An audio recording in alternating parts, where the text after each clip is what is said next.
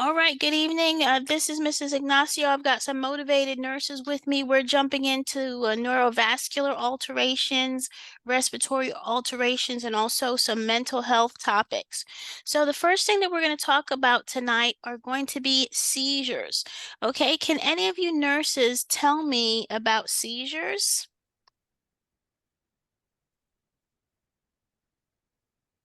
Um,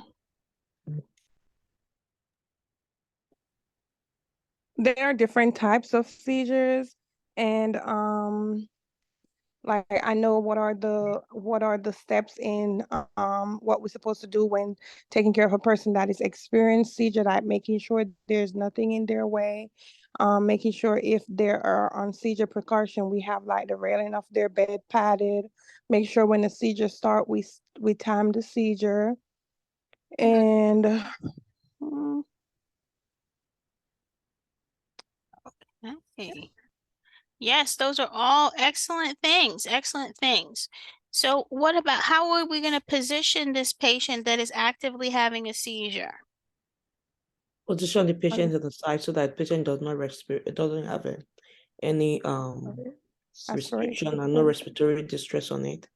Yes, absolutely, because we are concerned about their airway, right, and Mhm. aspiration precautions. We don't want the patient to actually choke on their own secretion. So that's going to be an important thing when we talk about seizures. So we're going to turn the patient on their side. Okay, excellent. Okay, and we have a fall mat that's going to be there. The bed is going to be at the lowest level. Yes, cushion their head. Yaya says that's going to be important. We want to make sure that we're also in a low stimuli kind of environment. That's going to be important. Low stimuli, so low light. This patient that is on seizure precautions should not be by the nurse's station because the nurse's station is too loud, right? So we want to make sure that it's quiet, the lights are dim. Those are all things that go with our patient that has epilepsy or is on seizure precautions. That's going to be really important. Okay, and so there's two different types of seizures, the tonic-clonic seizure. Okay, and so this picture really gives you a good idea of what the patient is going to look like when they're actually having these seizures. And what Catania said is correct. We have to document how long the patient is actually going through this seizure. That's going to be really important. We also have to document what is actually happening with the patient. Are they contracting? Are they extended? So these are all things that are important. What about their pupils? Do they have cyanosis? And of course, in the patient's room, I would expect to have a suction at the bedside in case it's needed. And we don't stick anything in the patient's mouth when they're actively having a seizure. That's going to be important to remember, right? So airway is going to be your number one priority. And making sure that maybe even the side rails are padded. That's going to be another important intervention for nurses with patients that have seizures. And we understand that there's some contributing factors that go with seizures. It could be due to drug or alcohol withdrawal. It could be due to trauma. It could be due to a brain tumor, toxicity, or even infection, or even fever, right? Especially for our pediatric patients, we really worry about if they have elevated temperatures, 103, 104, we get really worried that they may have these seizures.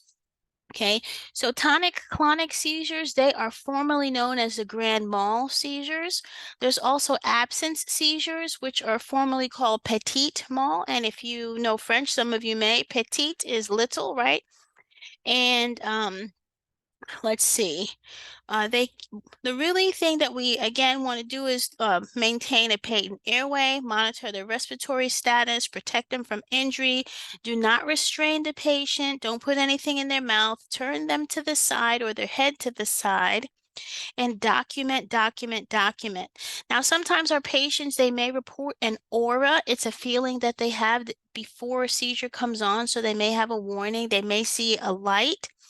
And so we have to understand, what could possibly be the patient's trigger.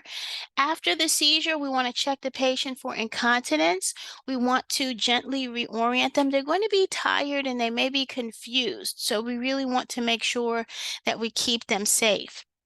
The medication of choice a lot of times is going to be phenytoin. Now, phenytoin, and I'm going to put that in the chat, that's going to be really important. That's one of those medications that we need to monitor the levels and watch out for toxicity. Okay, tell me what you all know about phenytoin, and I'm going to spell it into the chat. Phenytoin.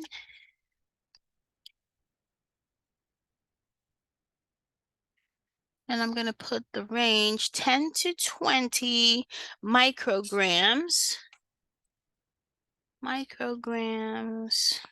per ml. Okay, so phenytoin is one that's like digoxin, like lithium, like phenobarbital and theophylline that we have to monitor those levels. So that's a lab value that you should definitely have memorized, okay? So we're going to watch out for toxicity with that particular medication. Now, and if you're not familiar with that, definitely write it down. And if you may already have medication cards, okay? So you may have medication cards, so definitely just do a little bit more research because that's one that you could definitely see on NCLEX.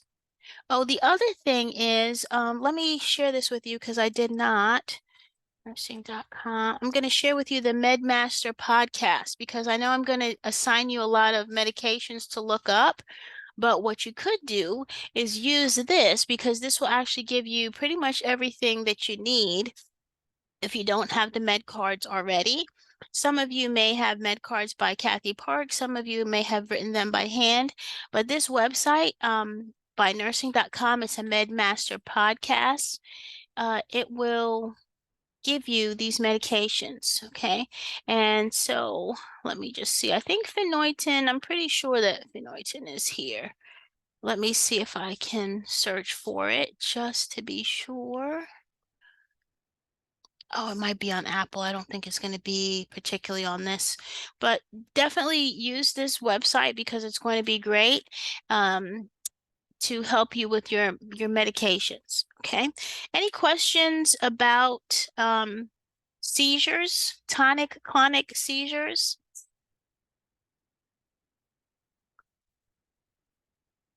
Okay.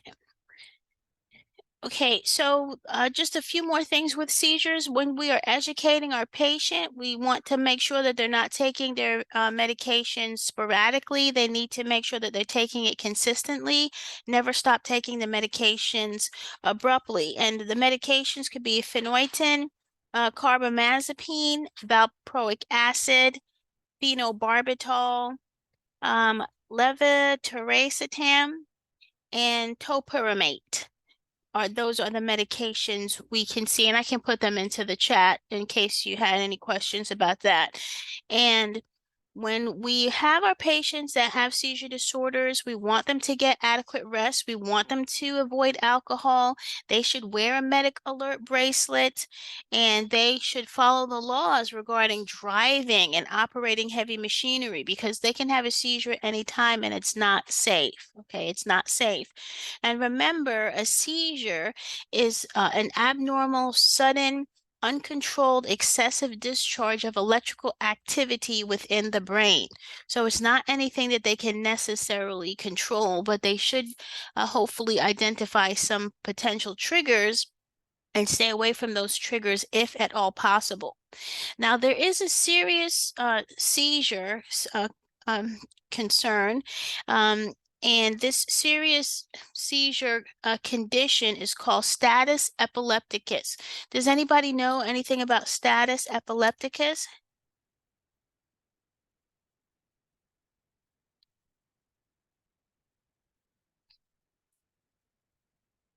Okay, so status epilepticus, this is a life-threatening condition. So this is, I also think about status asthmaticus, which is also a life-threatening condition, but it deals with the respiratory system. So status epilepticus is a life-threatening condition, and the patient will have a series of generalized seizures, and they will not be able to recover. And so they don't fully come out of it. They're not fully conscious.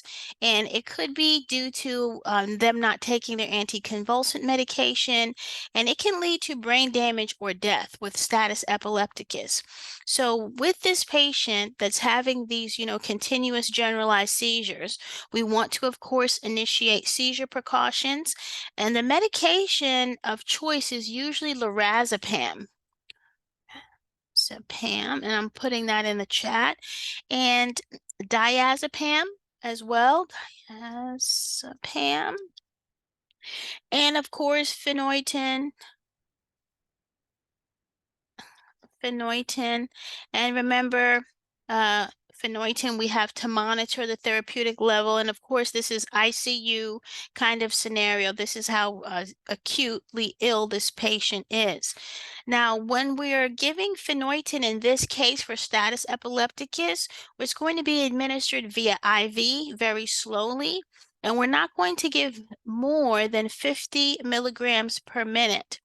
Okay, and we will give phenytoin with sodium chloride, your normal saline. Now, when we're administering this IV phenytoin, again, we give it slowly. We want to monitor the patient for bradycardia. Okay, that's going to be really, really important. Monitor the patient for bradycardia. All right, we're now going to jump into GBS, Guillain-Barré, and is that the picture? I think I have a picture. No, let's see. I've got some pictures ready to go. And okay, I think, yes, okay, here's the picture. So I'm showing you a picture of a patient with Guillain-Barré syndrome. Now remember, as you get ready for the NCLEX, you've got to understand the clinical cues. And that means, okay, what is this patient going to look like? If I close my eyes, paint a picture, or if I look at the question and the question is unveiling some information to me, what does that patient look like? So you need to understand if the patient has ascending muscle weakness, that could be a sign of GBS, right? Guillain-Barré. Okay, syndrome. Now, Guillain-Barré syndrome is acute. It's an autoimmune attack on your peripheral nervous system and also cranial nerves. So how does it manifest? What does the patient look like? Well, it's usually preceded by an infection, and this infection can be respiratory or GI, gastrointestinal. And the key is it has ascending weakness. So that's why she has like the black thing at her feet and then those arrows pointing towards her lungs in this picture. This ascending weakness. And it can progress to paralysis and it can also lead to acute respiratory failure. That's why there's a ventilator in this cartoon or this pictorial. So the patient may have hyporeflexia. Hypo is too little, right? Too little reflexes. And recovery, they can actually recover from this, as bad as it seems, can take several months up to 2 years. This is your patient that will have to go to physical therapy and learn how to walk again once they get off the ventilator. So I have seen many NCLEX questions surrounding this, and I am going to be really concerned if my patient with GBS gets some kind of respiratory infection. I'm really concerned about their airway and their ability for gas exchange.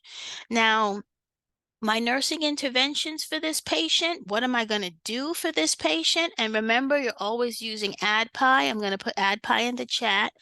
So we always think in terms of ADPI, assessing, diagnosis, which is a nursing diagnosis, planning and interventions and evaluations. So always think about that.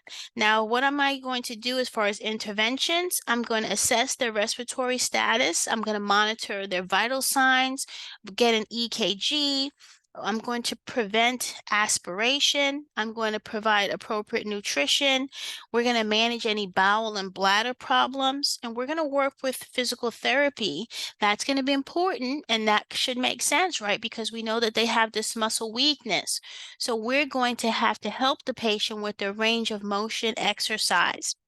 Okay, we want to prevent any complications of immobility. Who can tell me what some complications of immobility may be? Blood clot. Yes, blood clots or DVTs, right? Deep vein thrombosis because of the pooling of blood, okay, specifically in the calves, okay? Very good. What's another complication of immobility?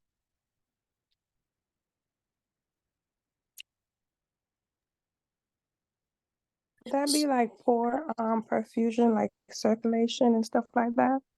Yes, absolutely. Okay, and that will fall under the blood clots, right? And so I And like want you skin breakdown? say again. Like skin breakdown, impaired skin. Yes, absolutely. Impaired skin, right? We're concerned about their skin integrity. And I would submit to you, it's a good idea to think in terms of body systems. So if your patient is immobilized, what's going to happen to their integumentary system? Okay, I'm going to look out for pressure ulcers. You mentioned skin breakdown. What's going to happen to their cardiovascular system? Well, I'm concerned about DVTs. What's going to happen to their respiratory system? I'm concerned about pneumonia. I am concerned about atelectasis, right? So always think in terms of body systems, and that can help you in case you see questions, for your patient and specific changes and interventions. Okay, so those are some of the complications of immobility. And so we have to monitor for them. Again, pneumonia, DVT, urinary tract infection is another one, right? Because they're immobilized. I'm concerned about their GI system as well, because we know that they can become constipated. That's one of the complications of immobility. We're looking out for atelectasis, right, which is a collapse of the lung.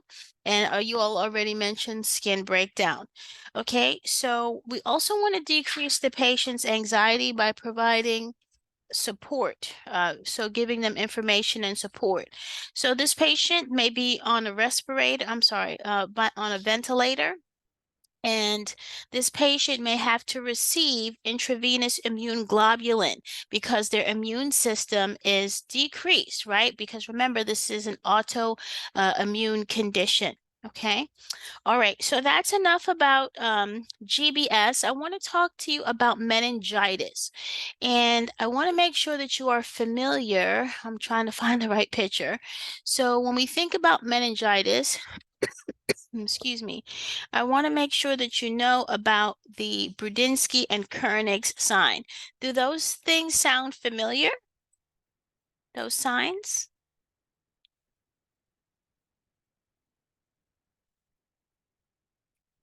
Yes.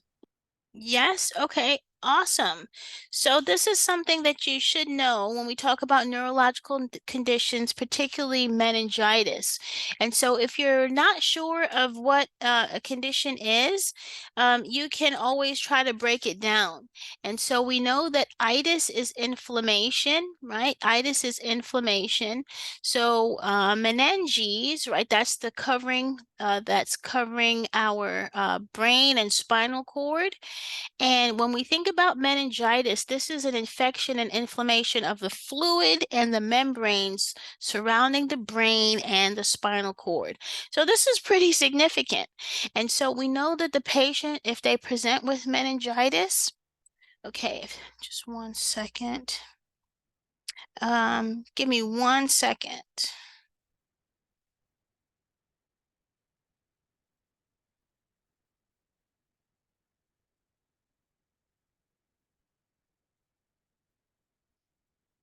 Okay, so I'm sorry, if the patient has meningitis, they're going to have some typical signs, clinical cues. How do I know the patient has meningitis? And of course, we won't necessarily know until the doctor gives that diagnosis, but as a nurse, you're going to be able to tell because the patient's going to present with a headache, fever, stiff neck. And we know that there's different kinds of meningitis. There's bacterial meningitis, which we'll treat with antibiotics. There's viral meningitis. We have to let it run its course and we'll treat with, treat the symptoms. Now, we know that the meningitis patient should be on isolation because this is extremely contagious. So this isn't a patient that we're going to let stay in the emergency room. We're going to take them to the back, and we know that we're going to be on precautions, right? Protective precautions. Okay. All right. So this is these signs you should know that are associated with meningitis. So Brudinski sign, and both of these are for meningitis. So the patient is lying supine, that means they're on their back, and they're going to, for a Brudinski sign, we're going to bring up their head and their neck, and guess what? Their knees are going to pop up automatically, okay? And remember, this patient is going to have what we call nuchal rigidity. Their neck is going to be stiff, okay? And I'm going to put that in the chat. Nuchal rigidity. Okay, nuchal rigidity. And so their knees will automatically pop up, okay, in response to their necks being flexed. Now, Koenig's sign is when we're going to try to elevate this patient's leg at the hip, and we're going to get some extension. We're going to get extension. So you have to understand those are all things that go along with meningitis. So if your patient presents with meningitis, they can have a sudden high fever, the stiff neck, which is nuchal rigidity, severe headache, nausea, vomiting, seizures.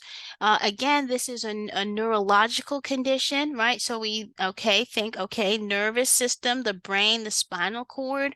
So we want to think in terms of, okay, how is this going to affect this system, this nervous system? What's going to be affected? They can have sensitivity to light, no appetite or thirst, sleepiness or trouble waking. They can have some skin rashes known as meningococcal meningitis.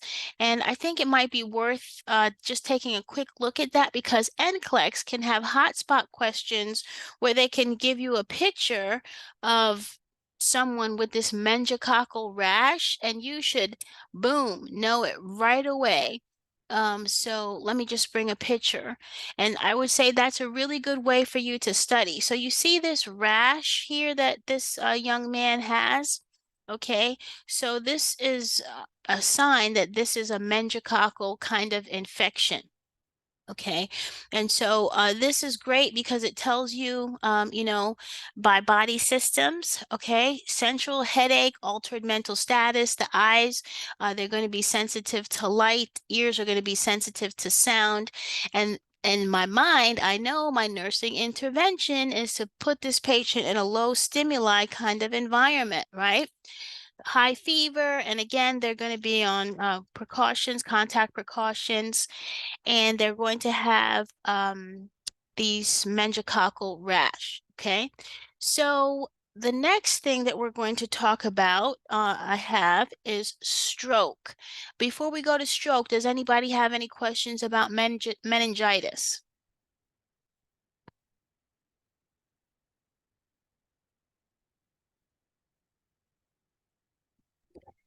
No. Okay, great. And hopefully you're writing it down. And what I would recommend after we're done with this session, yes, I'll give you the recording, but also go to your MedSearch textbook, or if you're using Saunders, go to the section in Saunders and read that section, or maybe read it along as I'm going along, so you can kind of reinforce this, because that's going to be important for you to really make it solid. Okay, so no questions. Let's go to, I'm just going to close these tabs. So we're going to go to stroke. So there's a few things that I want to tell you about stroke, or CVA, cerebrovascular accident. So we have to know as the nurse how to recognize the signs and symptoms of a stroke. And again, that's using ADPI. How do we assess? So the patient may present with a sudden loss of balance. That's the B and B fast. The eyes. If you remember the mannequins in our main lab, all of them have eyes that's not perla, right? The pupils are not equal, round, and reactive to light and accommodation. They have one constricted pupil and one dilated pupil. So I'm like, all the mannequins are having a stroke, right? Well, actually, not all the ones, because the heavy one that's closest to the door, his pupils, I think, are normal size. So the eyes, they can have trouble seeing out of their eyes. Okay, out of one of their eyes. Um, okay. And face, This is where we will ask them to puff out their cheeks or to smile, and they'll have the drooping on one side of the face. We'll say lift up your arms, and they cannot lift up both arms. They can have weakness on one side. And then the speech, they can have trouble understanding speech or communicating, and they can have slurred speech or garbled speech. And then the T is going to stand for time. Okay, it's time to call 911. Also, time means when did the onset of these symptoms arise? Because we have a limited window. It's a 2 to 4 hour window, ideally, no more than 3 hours to get this patient to get thrombolytics, because a stroke is caused by a blood clot that has gone to the brain. Okay, so be fast is something that you should be familiar with. And then I'm going to show you my stroke patient here. Okay, where is my stroke patient? Okay, so again, signs and symptoms, nursing interventions.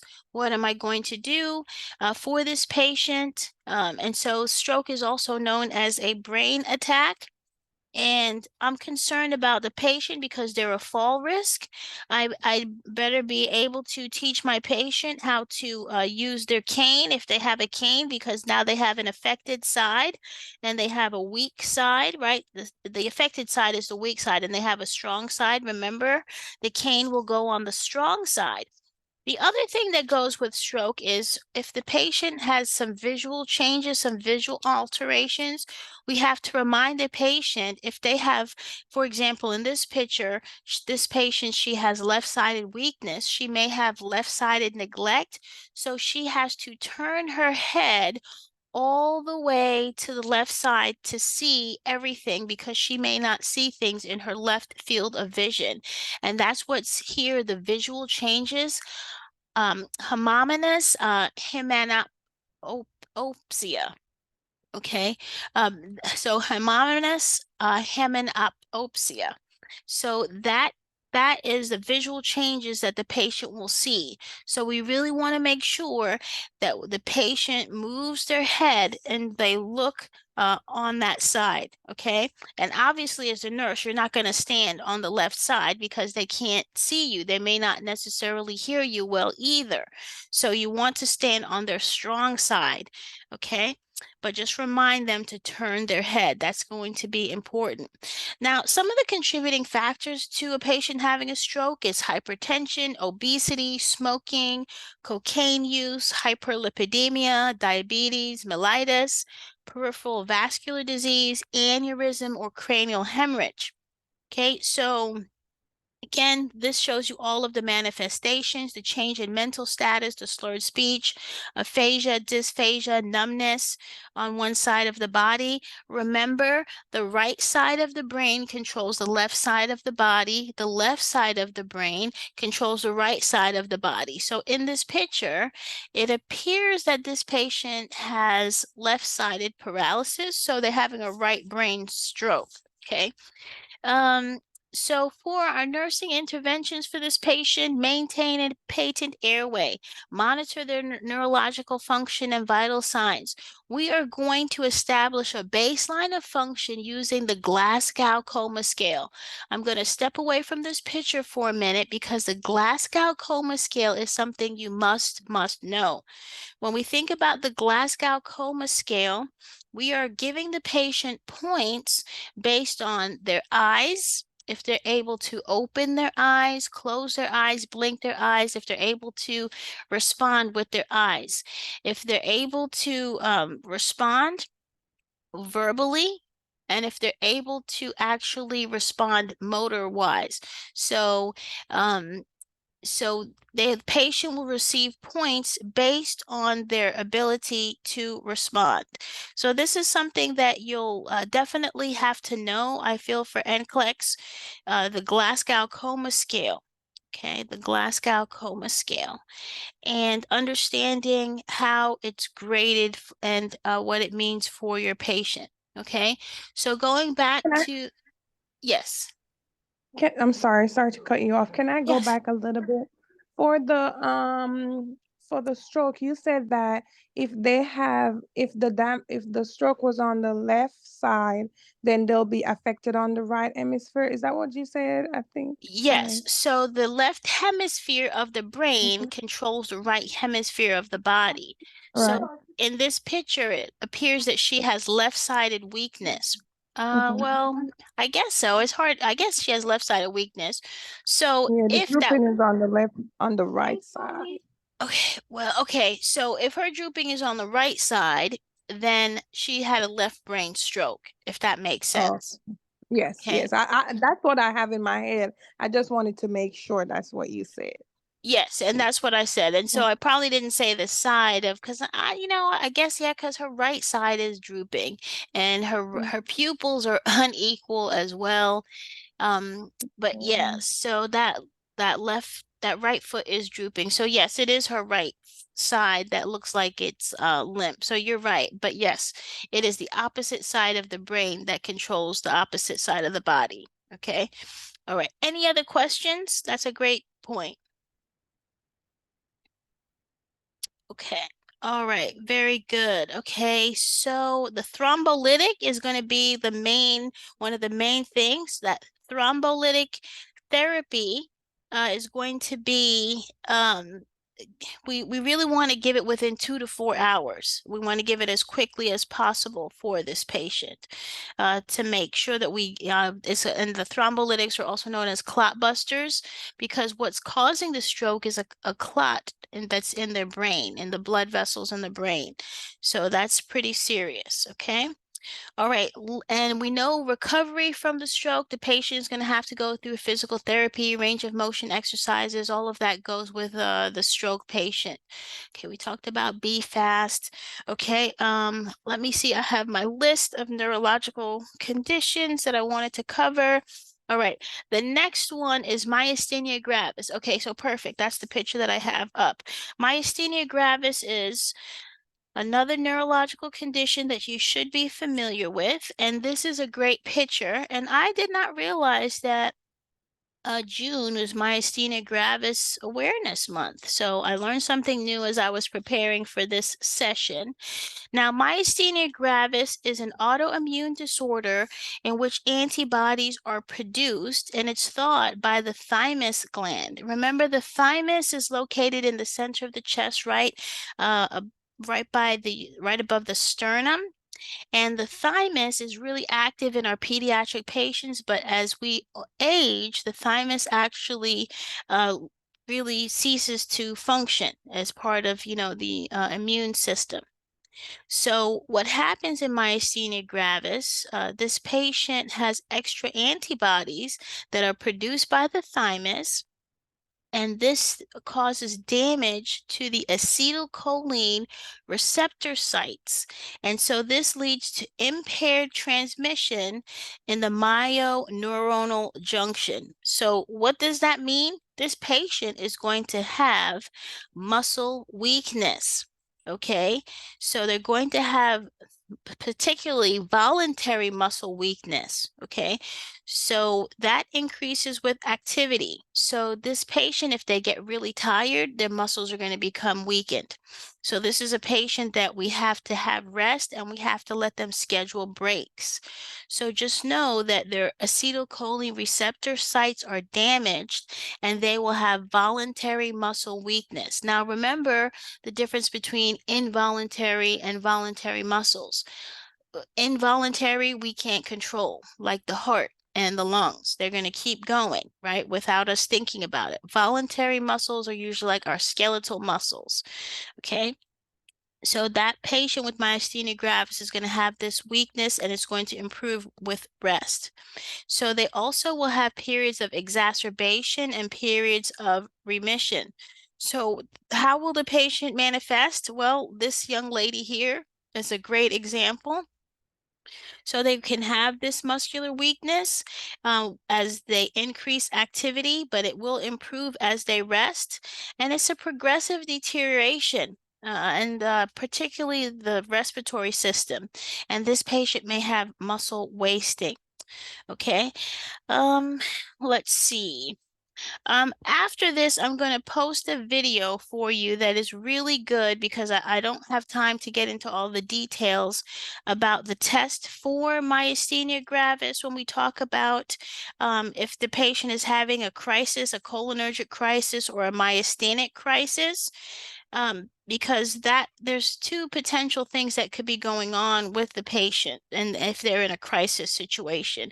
So I'll post that video. It's going to be definitely worth looking at, but understand the two types of crisis with myasthenia gravis. It could be cholinergic or myasthenic, and they will understand which one it is by actually giving a medication.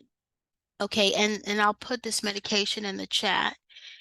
I know there's a lot to learn in this thing. Okay, I'm gonna put this hydrophonium chloride, and you may have heard of this before. Phonium chloride. Does that sound familiar to anyone? Not really. No, because this is actually pretty significant for myasthenia gravis and cholinergic crises, so it's definitely worth it. This video is going to be by registered nurse RN, and she's going to break it down for you.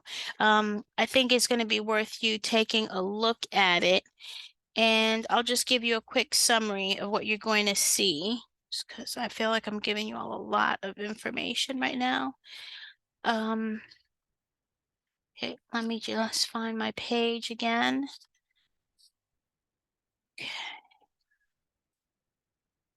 Okay, I'm not sure what's going on upstairs. So the cholinergic crisis usually occurs from over medication, and it could be leading to respiratory distress, increased GI motility, hypersecretion, hypotension, and this patient will take what's called the tensilon test. Okay, tensilon test. Okay, so I put that in the chat. Now, if it's a patient, and that's for cholinergic crisis. And myasthenic crisis, it could be due to exacerbation. Maybe something has triggered this, or they may not be receiving proper medication. So again, we're concerned about respiratory distress, difficulty swallowing, ptosis, which is the drooping of the eyelid, diplopia, which is double vision, hypertension, and increased muscle weakness. Okay, and so symptoms improve during the tensilon test. So it's really a lot, but once you see this video, she's going to break it down and you'll be able to understand the difference, because if you have a question on the NCLEX about the tensilon test, I want you to be able to get that right. So please make sure you take the time to look at that video. I think it's like 10 to 12 minutes long. So, and that's more time than I want to spend on this particular one because I want to get to other conditions. The next condition I want to talk about is multiple sclerosis. That's also one that you could definitely see for NCLEX, okay? So when we think about multiple sclerosis, what do you all think?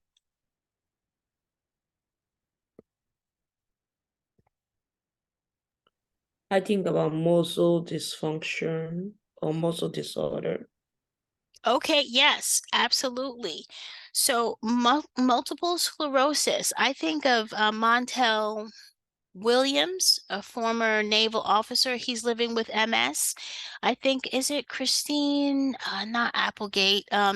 She is the one that was from Married with Children.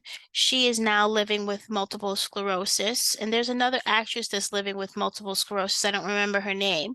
But multiple sclerosis is a chronic, progressive, immune-mediated disease of the central nervous system. And it's characterized by patches of demyelination in the brain and spinal cord. So remember from anatomy and physiology that the myelinated sheaths surround the axons, and that helps those electrical impulses travel up the nerves. So now we have demyelination. So that myelination, I kind of think of it as like insulation around the copper wires, like if you have a charger or if you have any electrical device. So now we have kind of holes in that. So that's kind of dangerous. And so that does not allow for proper transmission of those electrical impulses. Okay. Any questions?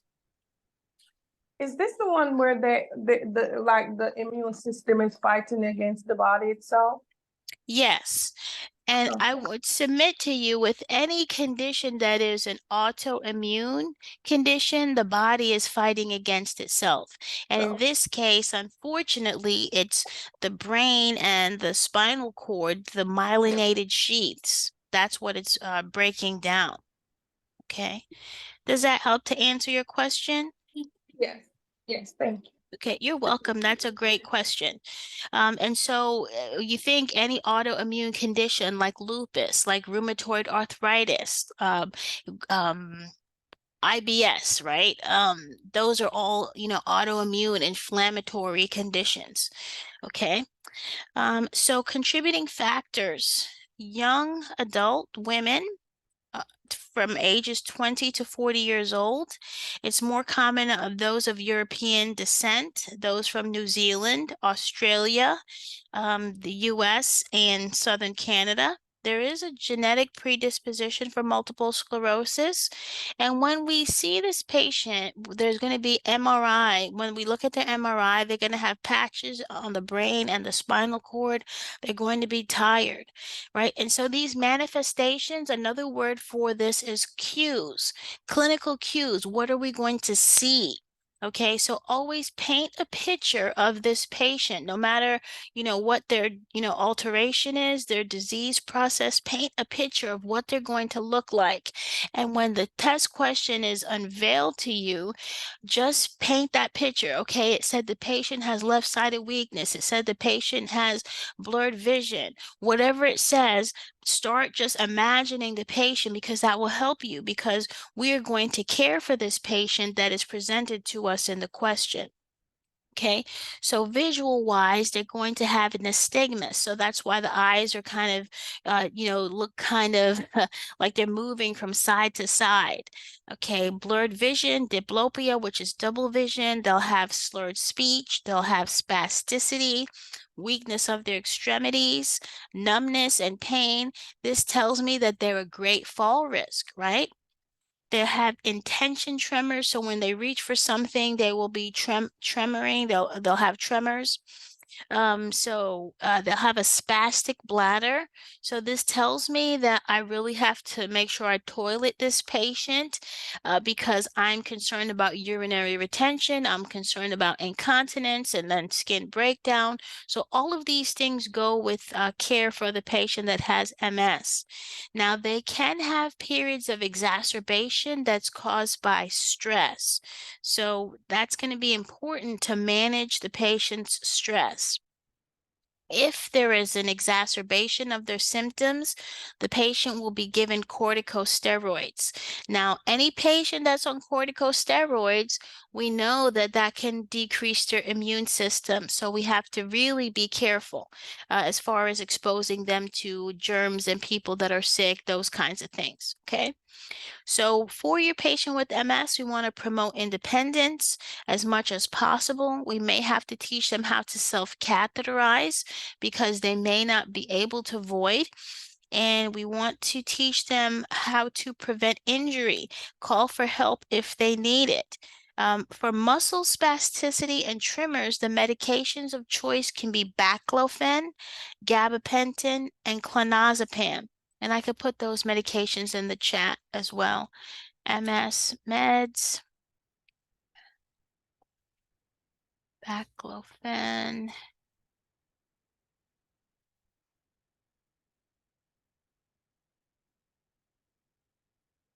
gabapentin, and clonazepam.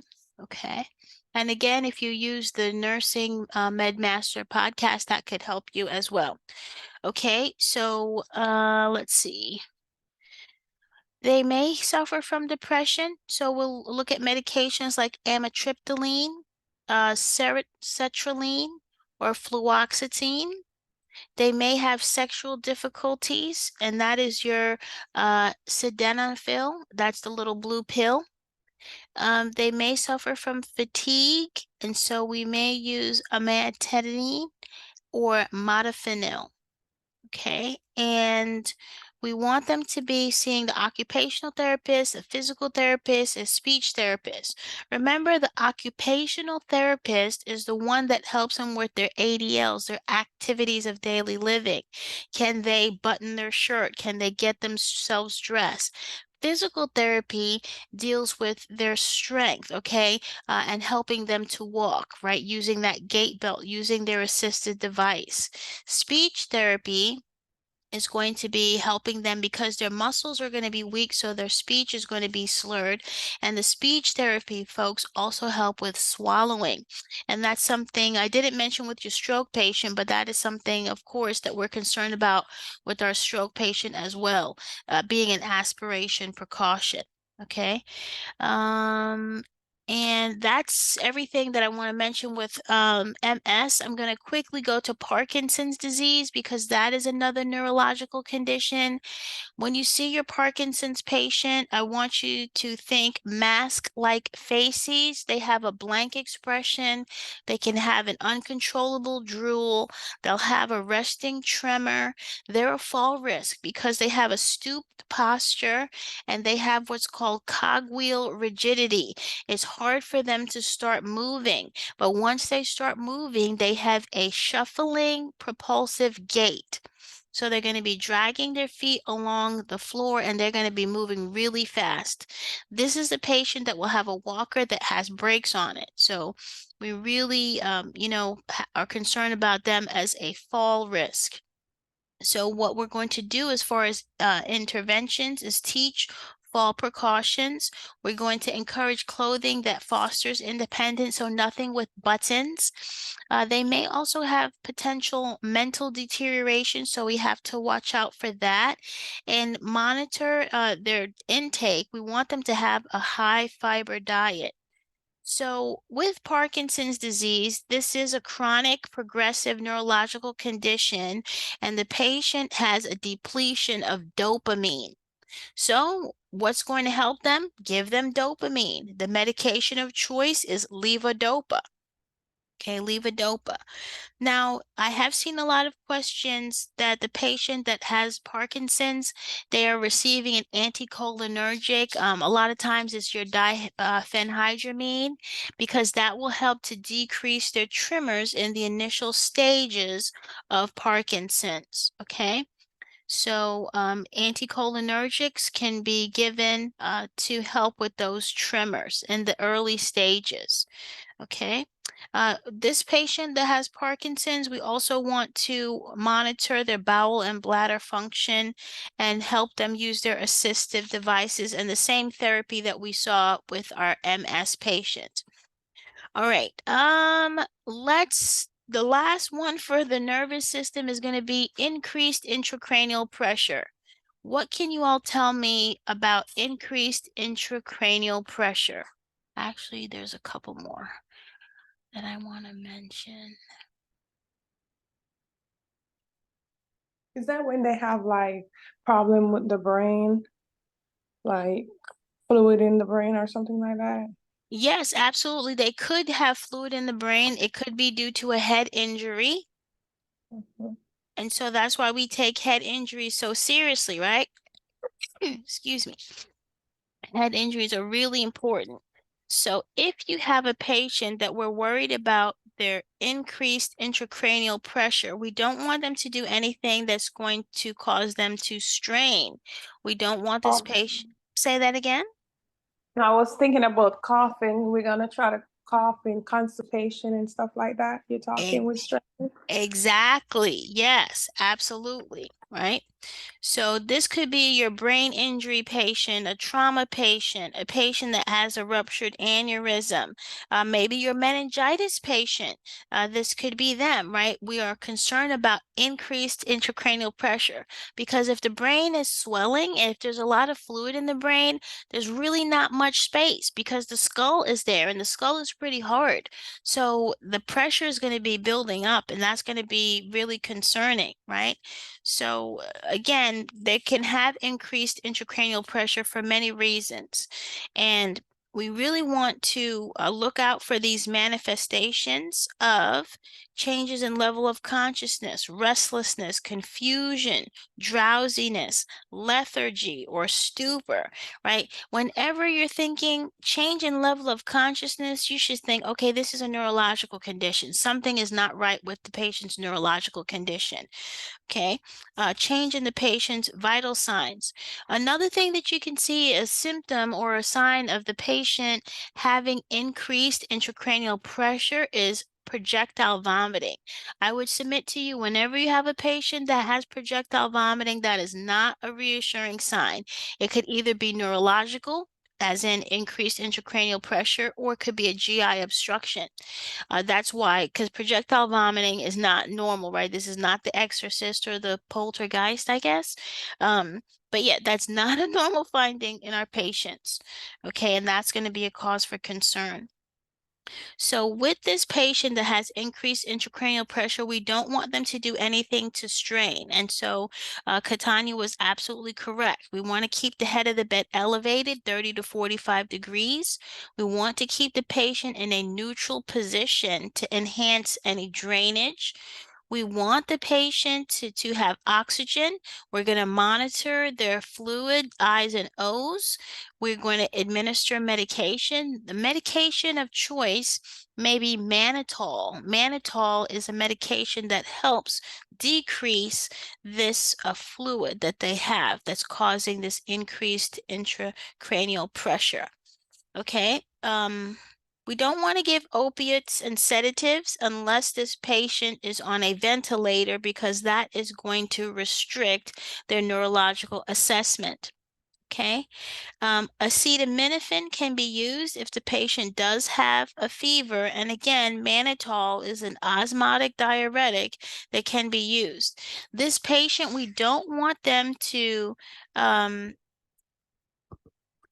we don't want this patient to strain again, and we don't want them to do isometric exercises. We don't want them to hang their head down or to stoop or anything like that. That's not going to be good for this patient to do. Okay, those are all contraindications. Okay, so that's increased intracranial pressure. Just, trying to touch on the hot spots, the most important things. There's a couple more things that I want to make sure that you know. When we think about neurological status, we've got to talk about the posturing. So abnormal posturing, decorticate posturing, that is bringing their arms. You see this patient on the one on the left, he's bringing everything to the core, okay? And so that is called decorticate posturing. Decerebrate posturing is the more severe kind. It tells us that there's more severe damage. And a student told me one time, it's like he's an angel going up to heaven, because his arms and his hands going out are like angel wings. Okay, and then we have flaccid posturing. This patient is just limp. Okay, but these are all three abnormal posturing, and the decerebrate is going to be more severe. Okay. Let's talk about cholinergic crisis. When we think about we just talked about anticholinergic in our Parkinson patient, and anticholinergics dry things up. So if our patient has a cholinergic crisis, it's going to be the opposite. They're going to have salivation, right? They're going to be making a lot of saliva, a lot of tears, a lot of urine, and they'll probably have diarrhea. If the patient is taking anticholinergic medications, the opposite, dry mouth, dry eyes, low urine output, they may be constipated. So this is an important concept for you to understand. I'm going to pause for a second to see if there's any questions. Okay. Okay. All right, let me just close these tabs because it helps me keep track of the things that I've already talked about. Okay. Oh, this is an important one. Okay. Ventriculoperitoneal shunt. Okay, so this is for a patient, and in this case, we have a pediatric patient. They may have had hydrocephalus, which is excessive water or fluid on the brain. And so when they have this shunt, it's surgically placed and it's meant to drain that fluid. And so it will actually, that tubing will be all the way into, it will go all the way from the brain into the peritoneal cavity where the body can absorb that extra cerebrospinal fluid. Okay, so this is a ventroperitoneal shunt. So I've seen a lot of like pediatric questions that go with this kind of thing. And the big thing, if the patient has a shunt, you don't want them to lie on the affected side. You want them to be on the unaffected side. Affected side meaning the side where they actually had the surgery. The other thing with this patient that may have the VP shunt, we don't want them to be at a 90-degree angle sitting up because that's going to cause the drainage to happen too quickly. Okay, because, and remember, if we remove fluid too quickly from the body can go into shock. So whenever we're removing fluid or whenever we're even stabilizing a patient's blood sugar, we have to do it slowly. It can't be done quickly because that can cause the body to go into shock. Okay, so care of a patient with a VP shunt is an important concept for you to understand. And this is just a pediatric patient, but it can also be in adult patients as well. Okay, all right. That is a lot on neuro. Let's go to respiratory. And how we're going to do respiratory is I'm going to ask you some questions because I also want to get in some NCLEX taking strategies. So I'm sharing my screen still and we're jumping to respiratory right now. And what I want you to do is we're going to read through the questions. I'm going to probably go around the room. And I want you to think about, what is this question asking me? Is this a positive or negative question? Do I need more information? I'm using my nursing process, ADPI, right? So is this assessment or is it an implementation? Do I have to do something or do I have to gather information? Is this something that the nurse should do or shouldn't do? Something that the patient should say or shouldn't say? Or if this is a priority, if I had to do one thing for the patient and I had to leave, what would that one thing be? What's the most important thing that I can do for this patient in accordance with Maslow's hierarchy? Okay, so that's what all the things I want you to keep in mind as we're going through these questions. Okay, so Yaya, can you start us off, please? You say you want me to decide like what would I have to do? Yeah, so you can just read the question and then just kind of break it down, like talk through it, like, if you were doing it in your mind for the test. A nurse is admitting a client who has active tuberculosis to a room on a med surgical unit. Which of the following room assignments should the nurse make for the client? Um, I would say A Okay. because I would say A for this question. Okay, and what was your reasoning for that? Because but the fact that it's active tuberculosis and the type of precautions that they would have to be on. Mm-hmm. Absolutely. And so you're right. Okay. So when we think active tuberculosis, I'm thinking that this patient is going to be isolated and they're going to be in a negative pressurized room. Okay. That we have to wear N95 masks, gowns, all of our PPE, eye protection. And so this is what we need. This room that has exhaust outside of the building because, and this is called a negative pressurized room because we don't want that air to mix with the rest of the facility because then we will become contaminated, right? And so this is going to be an airborne infection isolation room. And so that is going to be correct. Now, if you weren't sure, because it sounded like this was an easy question for you, definitely, and I would say for every question, read through all 4 choices and think about, okay, does this make sense for a patient with active tuberculosis? Okay, should I put this patient in a room with another non-surgical client? Absolutely not, because we know that this patient should be isolated. They should be in a negative pressurized room. So I will cross that out. Now, the TB patient doesn't necessarily have to be in ICU unless they're really, really sick. That's when the patient would be in ICU. But just because they have tuberculosis alone, that doesn't require them to be in ICU. Okay, and a room that's within view of the nurse's station, absolutely not. They need to be far away from the nurse's station because there's too much traffic there, and there's a potential for contaminating everyone that comes in the vicinity of the nurse's station.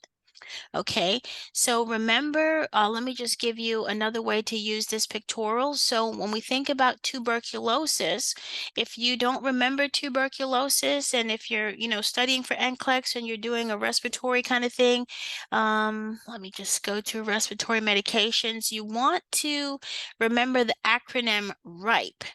And that RIPE for tuberculosis stands for rifampin, isoniazid, or your INH, your pyrazinamide, and your ethambutol.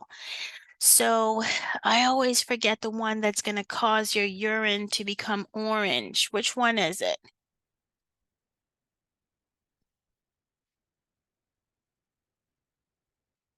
Is it rifampin or isoniazid? Is it rifampin? Yep, I'm thinking it's rifampin, right? Yes. I'm gonna Google it out. I was thinking it is it too, but let me quickly check. Yes, and that's a good thing to always check.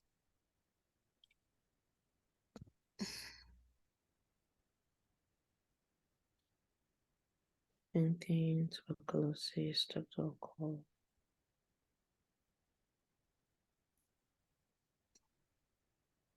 And when the patient's urine changes that color, we want to make sure that we also remind them, right? And they can wear a protective pad to protect their underwear because the urine can stain because it's that bright color. And so tell me what you found. Is it rifampin? Yeah, I'm still acting on it. Okay. Mm. Anybody else find it?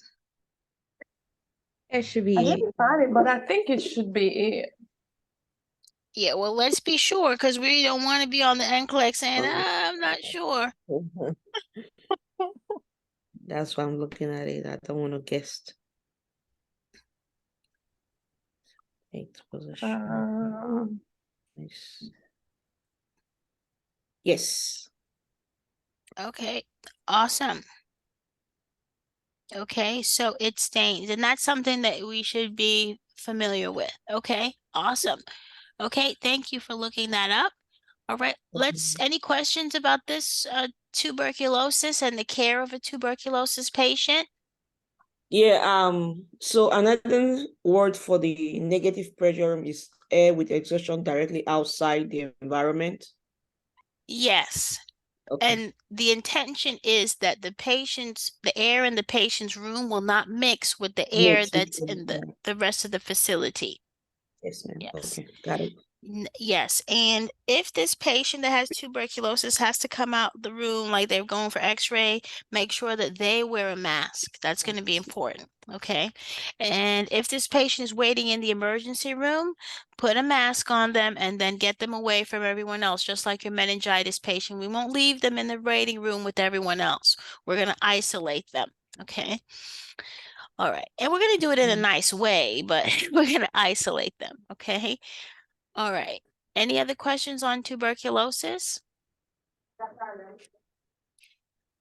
Okay. All right. Let's jump into emphysema. Who wants to take this one?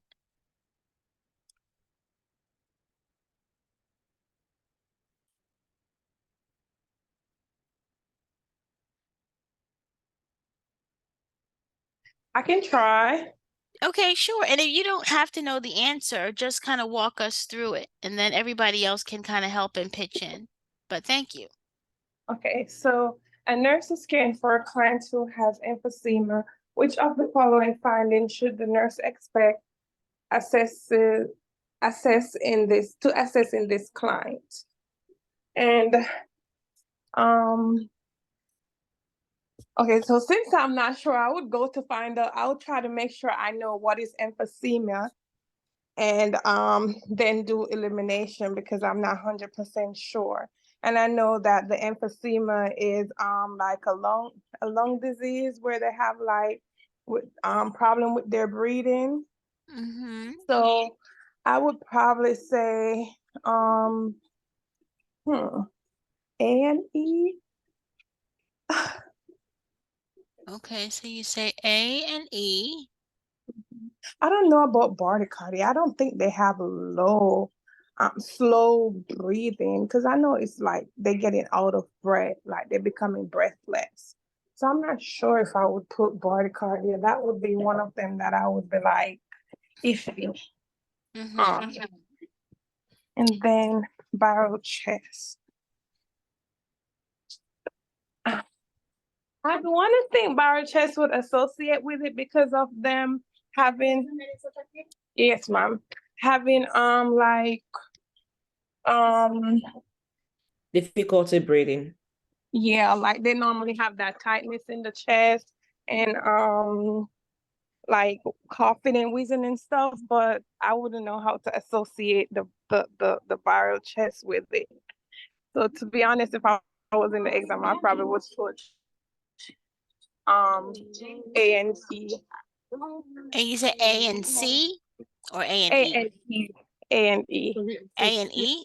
Okay, awesome. All right, so thank you for breaking it down. And so let's take a look at this because I think this may help. So let's talk about COPD, chronic obstructive pulmonary disease. Under the umbrella of COPD, chronic obstructive pulmonary disease, there's two things, two branches, chronic bronchitis and or emphysema. So we call them sometimes, not to their faces, but blue bloaters and pink puffers. Your chronic bronchitis patient, this is what they're going to look like, okay? This is the blue bloater. They're overweight, they're cyanotic, they're a chain smoker, they have peripheral edema, they have rhonchi and wheezing. Remember with rhonchi, if the patient coughs, then they can clear up that adventitious lung sound, but they have thick, really tenacious sputum. Now, the emphysema patient is also known as the pink puffer. Now, with emphysema, they have hyperinflated lungs. I think of it as a balloon that's like really stretched out, and they have a diaphragm that is flattened, and they have a quiet chest, meaning when I listen or auscultate their lung sounds, I don't really hear a whole lot. Now, I'm going to take you to these pictures because we have a blue bloater picture and we have a pink puffer picture. So this gives us a little bit more detail. So your blue bloater, again, is chronic bronchitis, and this falls under the COPD umbrella. They are cyanotic. That's why they're called the blue bloater, and they are, bloated.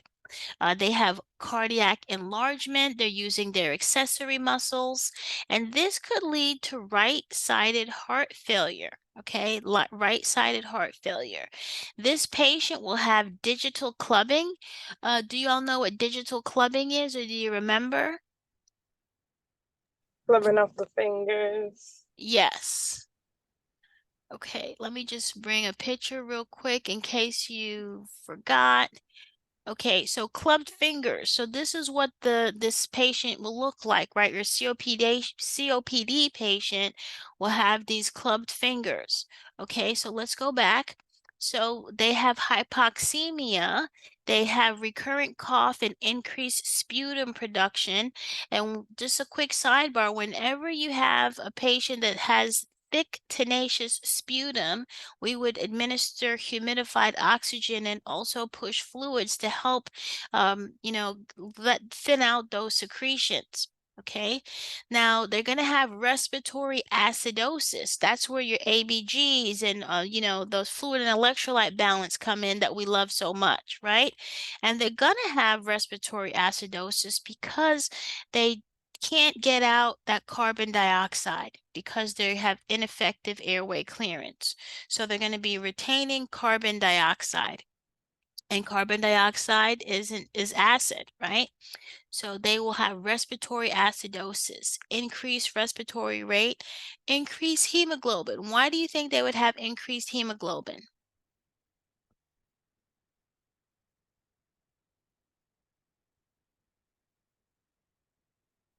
There's no oxygen.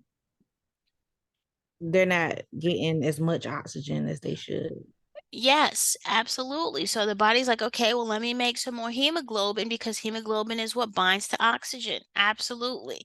So they'll have exertional dyspnea and it's a higher incidence in smokers. Okay. So that's your blue bloater. Let's quickly look at our pink puffer. And when we think pink puffer, we have a barrel chest. Okay. Barrel chest means that they're as wide front to back as they are left to right. So that's their transverse diameter and their anterior posterior diameter is the same. So they're like a barrel. Okay. And so we see that this dragon has lit a purse on his lips. So what does that mean? Pursed lip breathing. So they're going to breathe in through their nose and then they're going to breathe out through their mouth to really try to get that carbon dioxide out. This patient is going to have a hyperresonance when we think about their lung sounds. When we percuss, they're going to have hyperresonance. The normal lung sound that we're looking for is resonance. So hyper is too much. So too much resonance. Orthopnic, what does the orthopnic mean?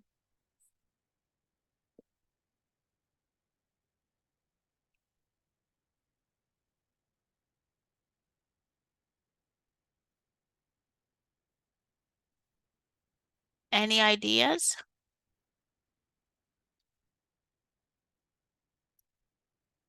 Well, breaking, you can kind of, I don't know, I kind of get an idea just from breaking the question. I mean, breaking it down.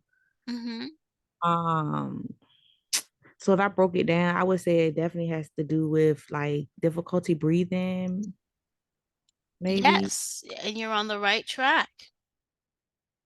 Yep, you're on the right track. So if the patient has to be in the orthopnic position, they actually have to be sitting up over the bedside table, or maybe they're going to have pillows, but they cannot lie supine because they'll have difficulty breathing. So you're correct. So if the patient is orthopnic, they have to be in an upright position. Okay. All right, so let's go back to the question now and let's look at it again because we have a little bit more information about our emphysema patient.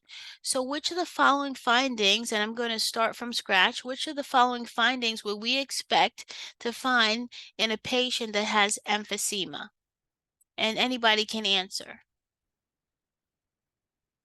A C and D. and D, right? Okay. I would say A and B. Okay, so let me ask you this. If your patient can't breathe, would you expect for them to have a low heart rate or a high heart rate? High. Yes, so it will be a high heart rate. So they will not have bradycardia. They will actually have tachycardia. Okay, and can this patient that has emphysema, can they take deep breaths? Their diaphragm is flattened. Their lungs are stretched out. Can they take deep breaths? No, just because they weak, they alveoli is weak. Yes, so they cannot take deep breaths, okay? They cannot. So you're right. They have lost that lung elasticity. It's like a balloon that has been stretched out, right? And their muscles are weak and their respirations will be increasingly shallow. So that's why they have to try really hard for that pursed lip breathing. They inhale through their nose and then they blow out through their mouth to try to get rid of that carbon dioxide because they're at great risk for respiratory acidosis. Okay, any questions about this? Okay, let's go to this next one.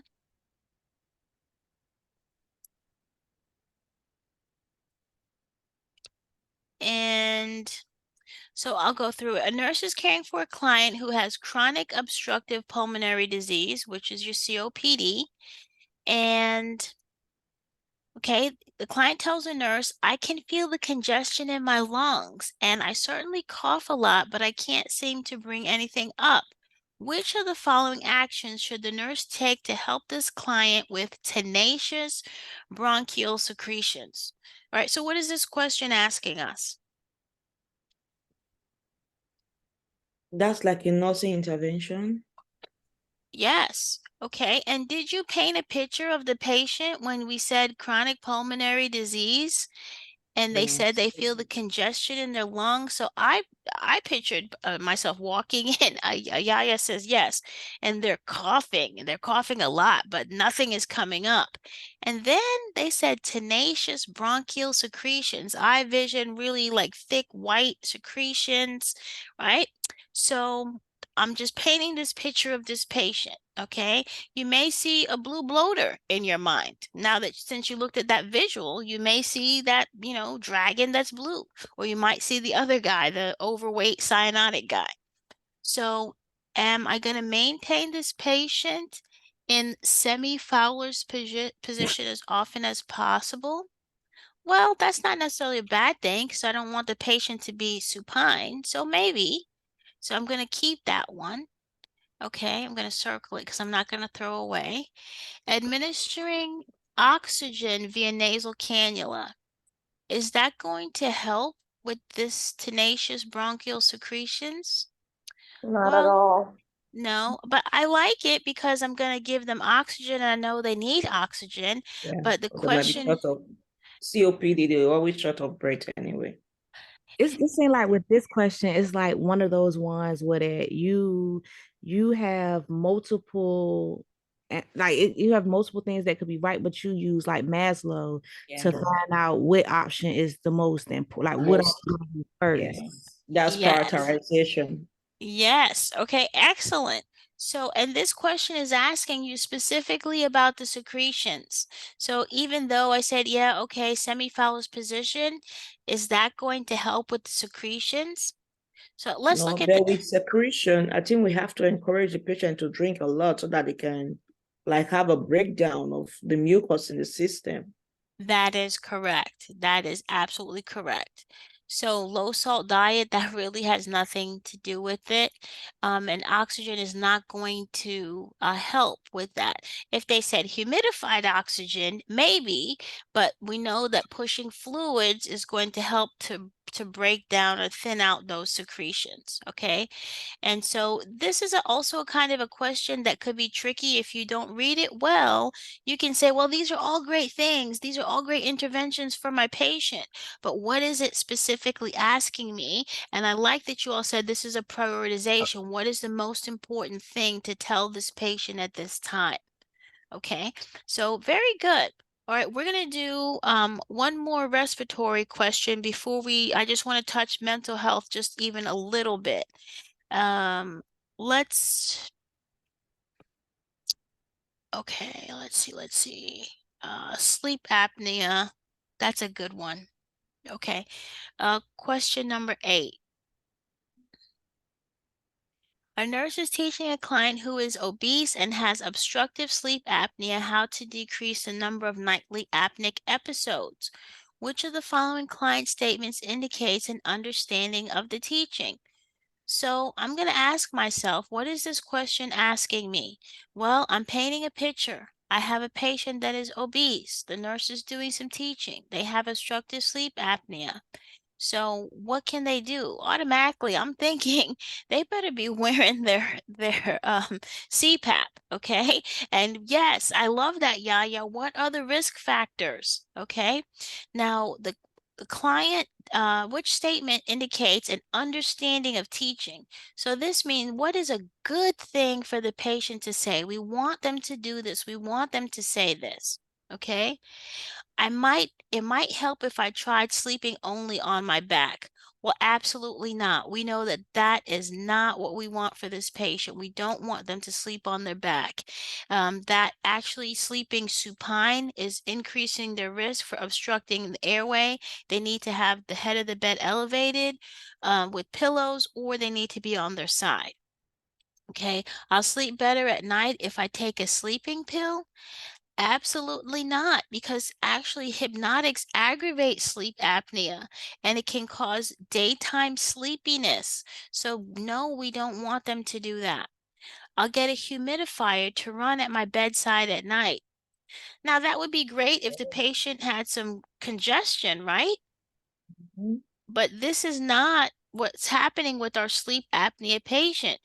They can be obese, they can have a thick muscular neck, right? There's different things. They can have enlarged tonsils, right? So this humidifier is not going to help, okay?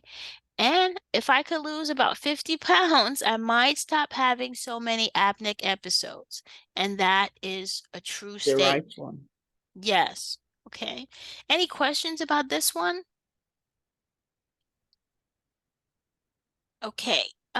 And so as I'm bringing up the next set of questions, remember as you're going through your body systems, right? When you're preparing for NCLEX, if you're studying, maybe you say, okay, this week I'm going to focus on, or these couple days I'm going to focus on neuro. The next couple days I'm going to focus on respiratory. Then I'm going to focus on mental health. Start from the anatomy and the physiology.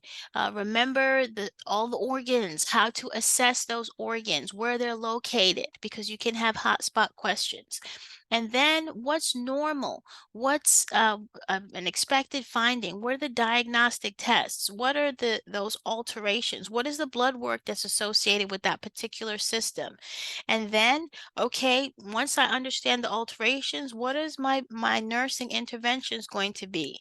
Right? What does a nurse have to do? Does a nurse have to position the patient? Does a nurse have to perform independent things like elevating the extremities?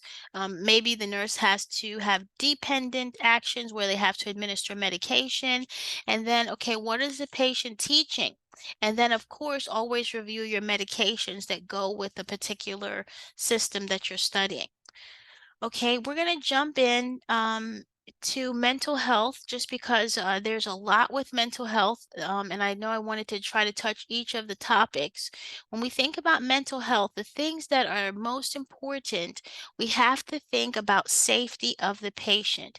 So if you get a mental health kind of question, and that's what NCLEX is testing us anyway, but if you get a mental health scenario, you want to choose the answer that's going to keep the patient safe, that's going to respect boundaries and guidelines, and that's going to use therapeutic, communication. So we never ask the patient why. We can use techniques like reflection, just repeating what the patient said and putting a question mark on it.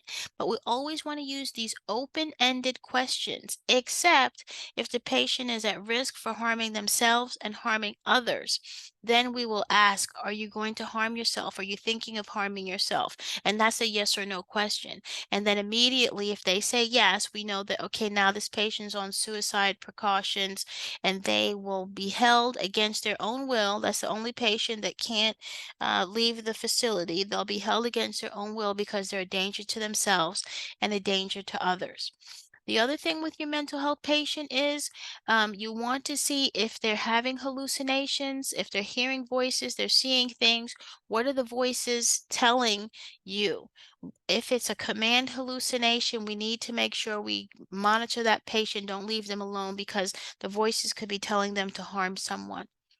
Okay, so who wants to do this first question? This is a mental health. Now we're shifting gears. I'll do it.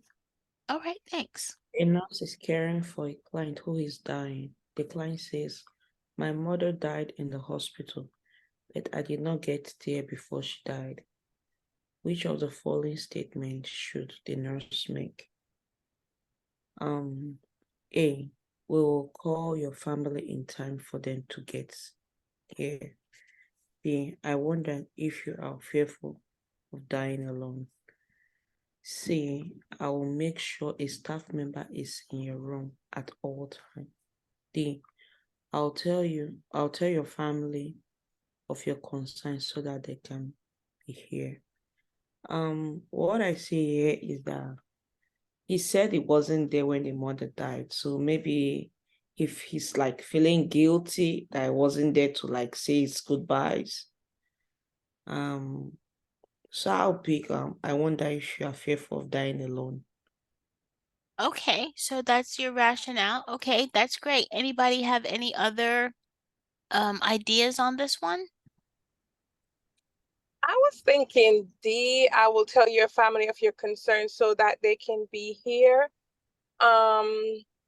Because I'm thinking that, okay, his mom died alone, so he's thinking he don't want to die alone. So telling their family about their concern and see if they can be there would have been something that is comforting to him, even though that might be a close off question answer, but Okay, so interesting. Okay, so let me ask you this. If you tell the family, can you guarantee that the family is going to be there? That's another. no. No, the family might say, I'm happy. Just call me when he's cold and dead and he's in the morgue. I don't Oh care. my God. And that happens. And you're like, it's terrible, but that happens. It absolutely happens. Okay. And so you don't want to make any promises to the patient. So you can't, say, I'm going to tell your family of your concern so they can be there. You don't know. Maybe his family, he only has one child and she's pregnant with 8 children and she's, 7.5 months pregnant, so she can't travel. Who knows, right? So we can't promise that. Okay. Right. Yes. And so A is the same thing. We will call your family in time for them to get here. Well, you can't you don't know where the family is coming from and you don't know if they're going to come. Okay. And so I will make sure a staff member is in your room at all times. I'm glad y'all didn't pick that because we're short staffed, but although in the nursing in the NCLEX world we have enough staff, right? But you can't promise that a staff member is going to be in the room at all times. Okay, so B is the correct choice. I wonder if you're fearful of dying alone. And so what this nurse is doing is using a technique and she's verbalizing or he's verbalizing the patient's concern. And we're trying to validate the client's concern. Okay. And then this is also open-ended, so it will allow the patient to say, yes, I am afraid of dying alone. And now, of course, we can't say, well, you're not going to be alone. The best thing that a nurse could say is, I'm going to do my best to provide you care and comfort during this shift. Like that's the best that you can say. Don't make any false promises that you can't keep. Okay. Any questions about this one? Okay, let's go to anxiety. Anybody want to take this one? I can try. Sure. Thank A you. nurse is caring for a young adult client who says he is experiencing increased anxiety and inability to concentrate. Which of the following response should the nurse make? A, it sounds like you're having a difficult time. You're having a difficult time. B, have you talked to your parents about this yet? C, why do you think you are so anxious? And D, how long has this been going on? So I'm gonna take out C first of all, because there's no why. Mm-hmm. And I'm gonna take out B because asking him if he talk about the parents is not helping or doing anything to be nursing advocate or anything like that. It's not helping. Mm-hmm. It sounds like you're having a difficult time. How long has this been going on? I would want to know how long it's going on. For me, I think this question is asking for more. Like it needs to get more like how long is this going on? Do you know what is causing this? What trigger your anxiety? So I would want to know more information. So I would say D. I'll Okay. say A. Okay. I'll say A in the sense that you want to know what the patient is really going through so that if you can chip in one or two therapeutic answer to help, That might be Mhm. good. True. Mhm. True. Okay, so y'all have some great ideas. So let's take a look at this patient. So this patient is a young adult. So the fact telling the parents really means nothing because this is an adult. It doesn't matter that they're young, but they're an adult. We don't have to tell their parents anything. Okay, so they have increased anxiety and inability to concentrate. Okay, so we want to make a response that is going to be therapeutic. And remember, we're always talking in terms of open-ended questions, except for if, okay, are you thinking of harming yourself? Okay. So, and you were right. We don't use why. That's never going to be the correct choice. And you crossed out the parents because, okay, this is an adult. They don't have to talk to your parents. Okay, so we're between A and D, which is good because you want to use that strategy to break down the questions and the answers and remove two choices and be left with two. Now, ask yourself when you have these two choices, what's the outcome going to be? If I say this to my patient, it sounds like you're having a difficult time. They may say, yes, I'm having a difficult time, blah, blah, blah, blah, blah, blah, blah, blah, right? They'll start spilling the beans and tell you everything that's going on. If you say to your patient, how long has this been going on? It's been going on for years. And that's it. That is a close-ended question, and you're really not going to get much out of the patient in that sense. So you really want to use an open-ended question or an open-ended statement that allows the patient to verbalize their concern. Okay. So you can kind of a good thing to do if you get like these mental health therapeutic kind of questions, imagine yourself saying this to the person and what would they answer? Okay, and you always want to choose the answer that's open-ended that allows the patient to verbalize their concerns or any signs or any symptoms that they may be having. Any questions about that? No. No. Okay, awesome. Let's go to this one about bipolar. Anybody want to take this one? I pull. Crazy one. Yeah, do I want to take that one? Yeah, go ahead. You can do it. Oh my goodness. A nurse is admitting a client who is in the manic phase of bipolar disorder.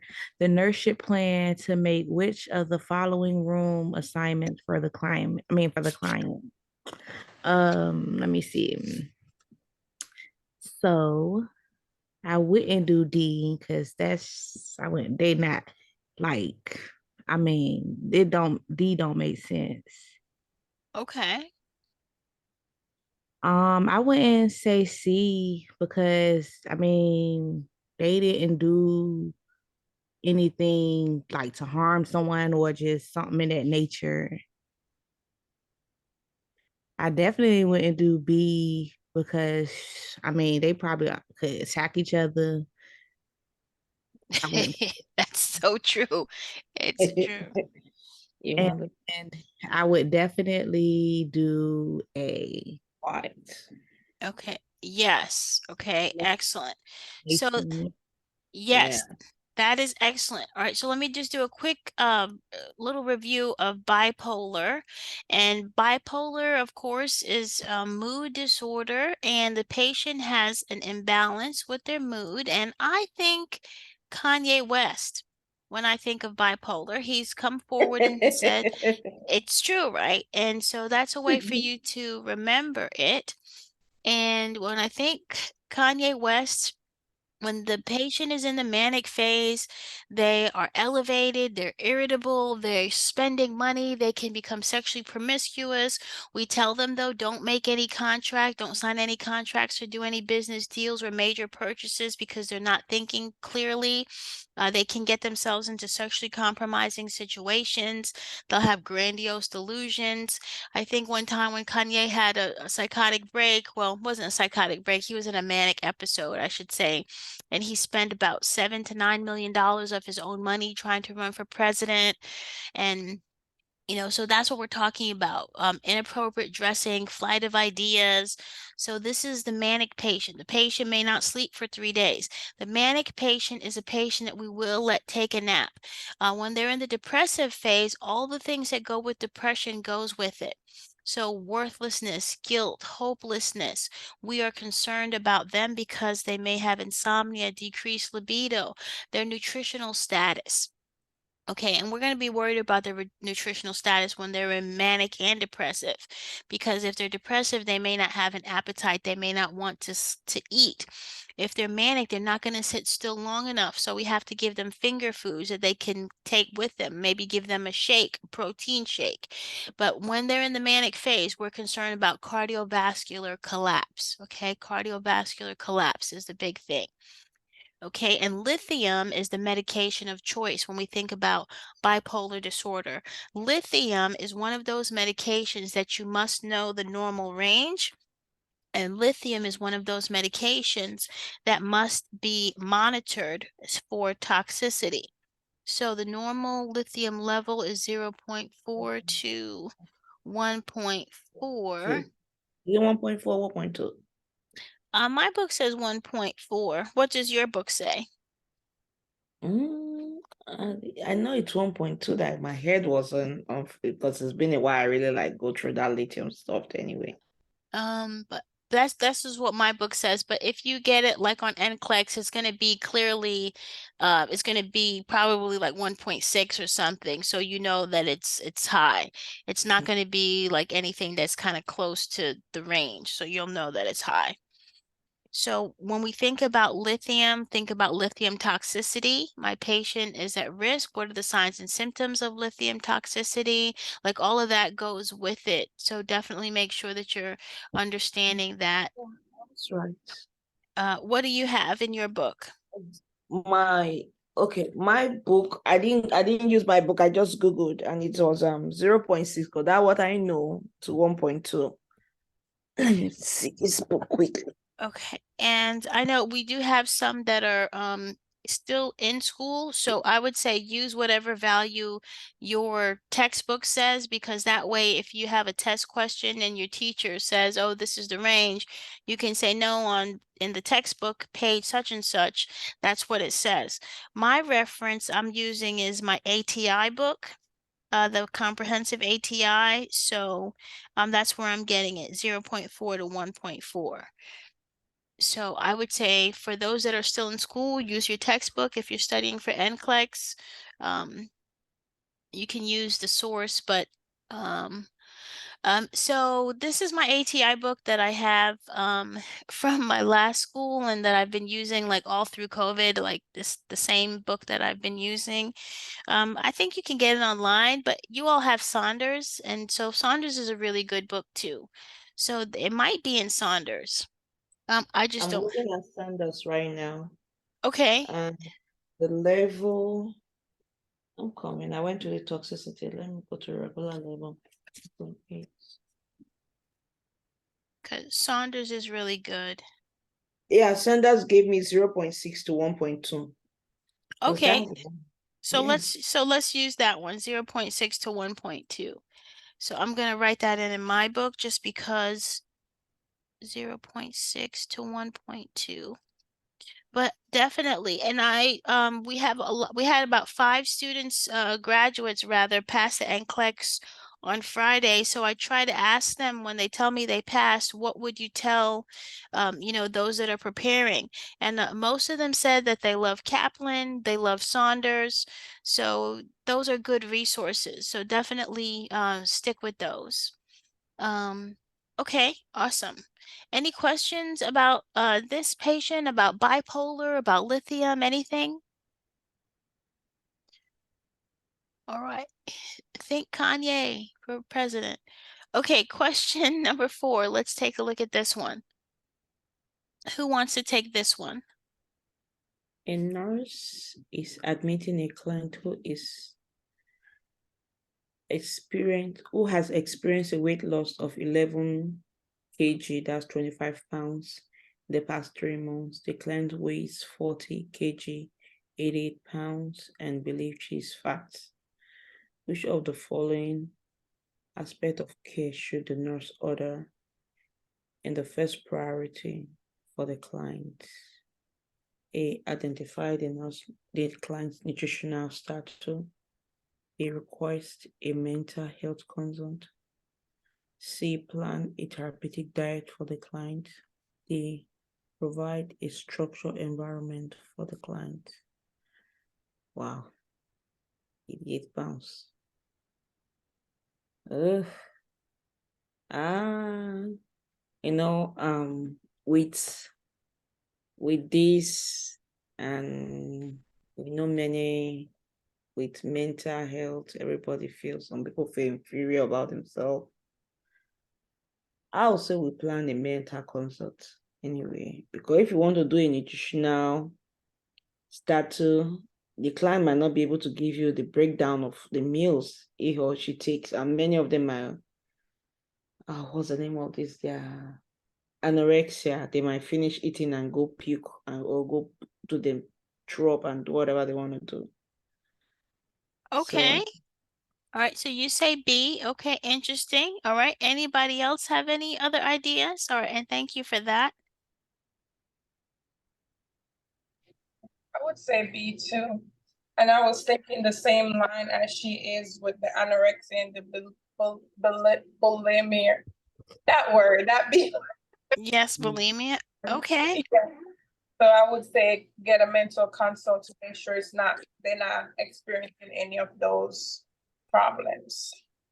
Okay, let's take a break from this question for a second and let's look at our two eating disorders, the main ones, right? So anorexia.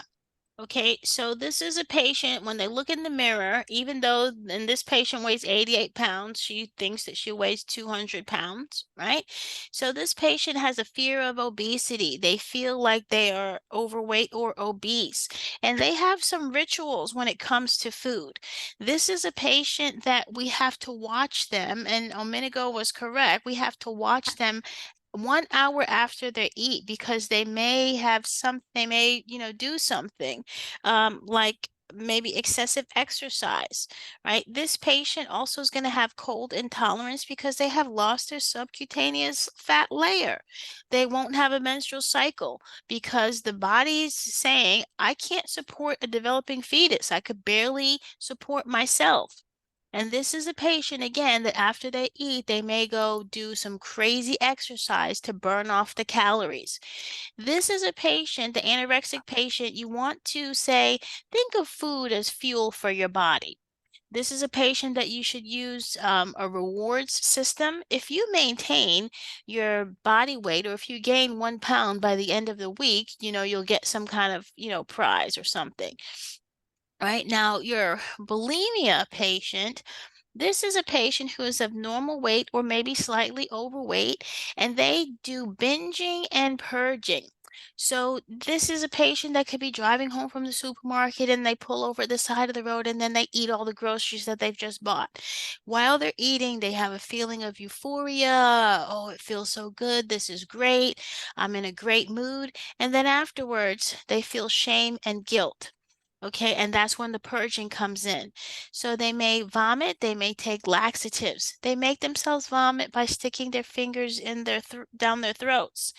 A lot of times this patient can have scars on the backs of their hands, on their knuckles.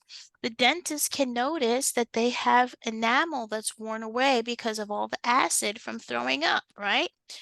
So this is a patient, again, that we do have to watch them 1 hour after they eat. Okay, so that is your eating disorder. And let's go back to the question. Now, let's see. And what you all were saying in a previous question, when you use Maslow's hierarchy, that was really good. And you always want to use Maslow's hierarchy. So what does that mean? I got to take care of their physical needs before I take care of their psychosocial needs. So something I'll send to you all also is the Kaplan decision tree, because that is something that you should definitely be using and implementing. Okay, so and Kaplan focuses on the Maslow, right? So let's take a look. So this patient has lost 25 pounds in 3 months. That's a lot. That's pretty significant. Now they weigh 88 pounds, and she believes that she's fat. And in my mind, again, I'm painting a picture. I see ribs, I see bones. So which of the following aspects of care should the nurse consider the first priority? So these is like all of these are probably things that I would do, but if I could do one thing and I had to leave, what would it be? So let's start from D. Provide a structured environment for this client. Well, yeah, that's good. Okay, I don't hate that answer. So maybe plan a therapeutic diet for the patient. Okay, I don't necessarily not love that. Okay. Request a mental health consult. But yes, I know that they're going to need a mental health consult because this is a mental health issue. And then A says, identify the client's nutritional status. Wow, this is Maslow. This is a basic need. This patient does not have the basic needs met. And remember with Maslow's hierarchy, it's food, clothing, shelter, right? The basic needs, water. This patient doesn't have basic nutritional needs. I have to get the lab work. I have to see what is this patient's albumin? What is this patient's fluid and electrolytes, right? Is this patient severely dehydrated? That's going to be my first thing that I do, because if she starts to crash, the mental health piece isn't going to matter. Okay. Any questions about this one? No, ma'am. Yeah. I So actually went back and rethink it. I was like, that was supposed to be my right answer. Because if you can't take care of the physical, you can take care of the mental, like you said. yes. Okay. So don't forget that, right? So we talked about a lot of things tonight, but remember ADPI when we are assessing that nursing diagnosis, planning, intervention or implementation and evaluation. You don't want to forget ADPI. You don't want to forget your therapeutic communication. You don't want to forget your Maslow. Those are key things that the NCLEX is going to be testing you on. Okay, let's do one more. Oh, schizophrenia. Sure, this is a good one. Okay, so let's do this. This is good. All right, who wants to take this one?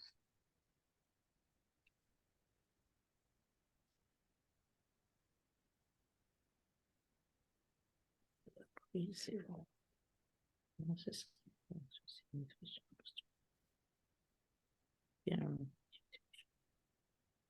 Next.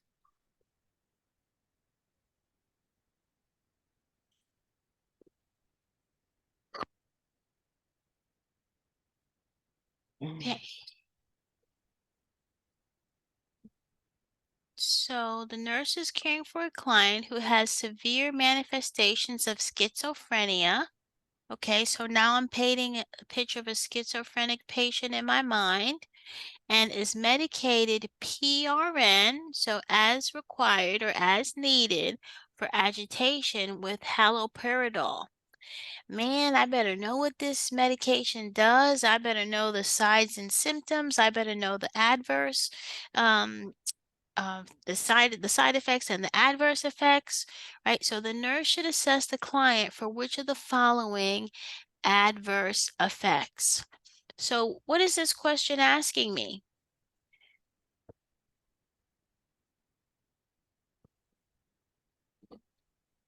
Vaccine effect of the medication. And then the medication is an antipsychotic medication. Mm-hmm. That's right. So this is all about Haldol. So this is really a pharmacology question, right? Disguised as a mental health question. Okay. And so what do you all know about Haldol? Or Although haloperidol. Sorry, I want to make sure I say the NCLEX name. Haloperidol. What do you know about that? it said it's used to treat sentimental disorder Mm-hmm. and let me go back to my drawing book. mood disorder. The medication help you to think more clearly, feels less nervous, and take part of it every day. It's part of an everyday life. Mm-hmm. Also help to prevent suicide in people who are likely to harm themselves. It also reduce agitation and desire to hurt others. It decreased negative thoughts and hallucination. Okay. Awesome. Awesome. I'm going to take you to this pictorial, right? If you are a visual person, under psychotherapeutic, there's medications, and here's haloperidol. So everything that you said, a minute ago is correct, right? And so this is a first generation antipsychotic med, and it's for your patient that has schizophrenia, that your patient that may be agitated, your patient that may have these vocal utterances. And so it's and the warning says it's an antipsychotic, antidyskinetic, antiemetic, med needed ahead. Okay. And so we have to do assessments for behavior, appearance, emotional status, speech pattern, and thought. Now, something that's important when we're talking about these psychotropic meds, when we're talking about mental health meds, they don't work immediately. They take sometimes 2 to 3 weeks to get to a therapeutic level, and we have to make sure we're educating the patients on that. Now, this medication in particular, haloperidol, is important because we have to monitor for cardiac dysrhythmia. That's one of the things that we must look out for, and other conventional antipsychotic medications. So we've got to monitor the vital signs. We've got to look at the EKG to make sure that it's a normal PQRST complex, because they are really at risk for torsades de pointes. Okay, that is one of those dysrhythmias. I'm going to bring you a picture of torsades de pointes. Just a quick, that's one of those that you don't want your patient to have this EKG. Okay, so that's the torsades de pointes. So that could happen. It's a dysrhythmia that it's a possibility, it's an adverse side effect of haloperidol. Okay, torsades de pointes. Okay. You just told us the answer. Yes, I I know I'm really bad at that. My daughter always says, "Mom, you don't do a good job not giving the answer." So that's one of the things that goes with haloperidol. Cataracts is not the thing. They're actually at risk for glaucoma with this medication, but not cataracts. They're not at risk for pancreatitis. They're at risk for hepatitis, and they're not at risk for bleeding. Bleeding, I'm thinking anticoagulants, right? Blood thinners, ASA, your aspirin, your NSAIDs, and that's not what this medication is. Okay. Any questions about this? All right. So we have touched a lot of different things tonight, and it's really hard because it's just so many topics. It's kind of like a fire hose of knowledge. But just touching base, we did a lot of talk about our nervous system and nervous system alterations. We've talked about some respiratory alterations and a little bit with mental health. So just use those channels, and let me give you also Kathy Parks. I really like Kathy Parks. Are you all familiar with Kathy Parks Level Up RN? Level up. I do listen to her sometimes.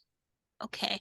I like her because she has her partners, and she's also she's updating her videos. And she has specific playlists. So if you're like, okay, if you're studying for the NCLEX and you're like, okay, this week I'm just going to focus on gastrointestinal. So I'm going to go to the playlist where it says Med Surg, and I'm going to focus on all those GI videos. I'm going to use my Saunders book, and I'm going to read the Saunders book. I'm going to listen to those videos. I'm going to use nursing, MedMaster podcasts. I'm going to look at the medications that are GI medications, and this is going to be my week for GI. Or maybe this is your day for GI, or, this is your day for neuro. But you have to kind of break it down that way and go over all those alterations with the medications as well, because that's going to be helpful. But I put the link for Kathy Parks in there as well. I'm going to stop recording, then I'm going to go around the room and ask for questions.